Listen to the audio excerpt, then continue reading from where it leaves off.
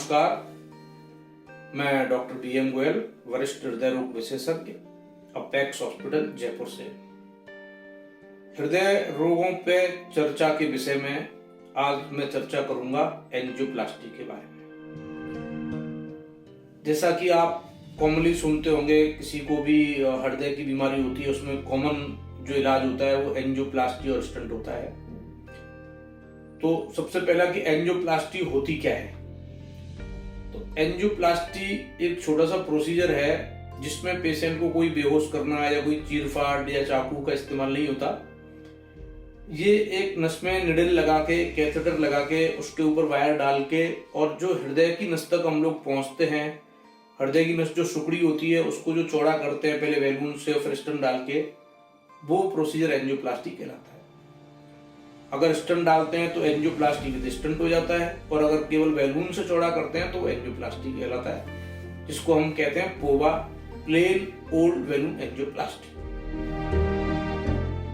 ये एंजियोप्लास्टी जो है बेसिकली दो रास्ते होते हैं हार्ट की नसों तक पहुंचने के। एक तो हाथ की नस से पहुंच सकते हैं या फिर पैर की नस से पहुंच सकते हैं। हाथ की नस को हम लोग रेडियल एंजियोप्लास्टी बोलते हैं, पैर की नस को हम फीमोरल एंजियोप्लास्टी बोलते हैं कि फीमोरल के द्वारा हमने उसको एक्सेस किया और हम हार्ट की नस तक पहुंचे। पैर की नस से जब हम एंजियोप्लास्टी करते हैं तो उसमें लोकल वास्कुलर कॉम्प्लिकेशन होने के चांसेस ज्यादा रहते हैं, जैसे कि हेमाटोमा, पैर को सीधा रखना, ये सब चीजें हाथ से जो एंजियोप्लास्टी करते हैं उसमें नहीं रहती है। अब जो कॉमन बात आती है कि लोगों का बड़ा भ्रम है कि एंजियोप्लास्टी के बाद ये खेल नहीं सकता, ये चल नहीं सकता, ये बिल्कुल मिथ्या है। अगर किसी के एंजियोप्लास्टी हो रखी है, स्टंट ले हुए हैं, वो आदमी नॉर्मल लाइफ जी सकता है।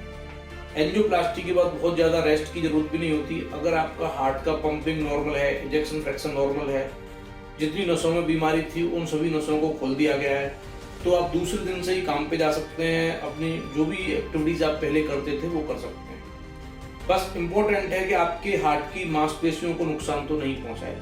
फॉर एग्जाम्पल, आपका इजेक्शन फ्रैक्शन, हार्ट की मांसपेशियों की पंपिंग क्षमता अगर वो कम हुई है तो फिर कुछ फिजिकल रेस्ट्रिक्शंस रहते हैं, या फिर सारी नसों का इलाज किसी कारण से नहीं हो पाया है, सारी नसों में स्टंट नहीं डल पाया है और बीमारी बची हुई है, तो भी कुछ एक्टिविटीज में रेस्ट्रिक्शन रहते हैं। अदरवाइज एंजियोप्लास्टी के बाद आप अपनी मैरिटल लाइफ, आप अपनी फिजिकल लाइफ, आप अपनी सोशल जो भी लाइफ है वो नॉर्मल अदर पर्सन की जैसे जी सकते हैं।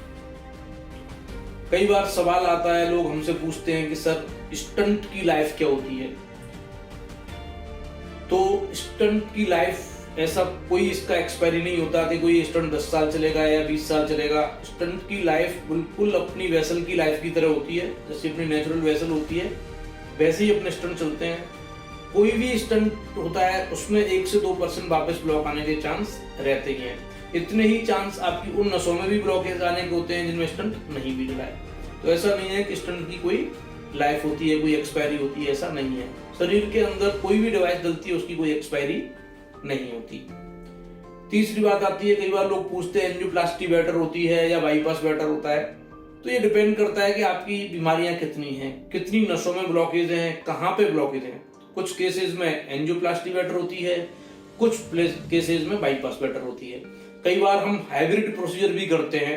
हाइब्रिड प्रोसीजर में क्या होता है कि किसी एक नस में हमने स्टंट डाल दिया और बाकी किसी 1-2 नस के लिए बाईपास करा दिया। तो एक हाइब्रिड प्रोसीजर टेक्निक जो हमारे पास अवेलेबल है, हम उससे भी नसों को खोलते हैं। तो ये डिपेंड करता है एनाटॉमी पे कि कहाँ ब्लॉकेज है, कितने ब्लॉकेज है। बात आती है कि दवाइयों की, कि एंजियोप्लास्टी के बाद दवाइयां बहुत खानी पड़ती हैं क्या। हाँ, एंजियोप्लास्टी के बाद आपको खून पतला करने वाली दवाई बहुत मस्ट है। अगर एक बार किसी को हार्ट की नस में ब्लॉकेज आ गया तो चाहे उसका एंजियोप्लास्टी हो, चाहे उसका बाईपास हो, और चाहे कुछ भी इंटरवेंशन ना भी हुआ हो, तो भी उसको लाइफ लॉन्ग एक खून पतला करने वाली टैबलेट की जरूरत होती है। बाकी दवाइयां जो दी जाती हैं वो डिपेंड करती हैं कि आपका हार्ट कितना मजबूत है या उसमें कोई नुकसान हुआ है इस बात पर। और बाकी एंजियोप्लास्टी के बाद नॉर्मल लाइफ जी सकते हैं। कोशिश रहती है हम लोगों की कि पेशेंट्स को जितना बेस्ट अपन दे सकें उतना देने की कोशिश करें। नमस्कार, धन्यवाद।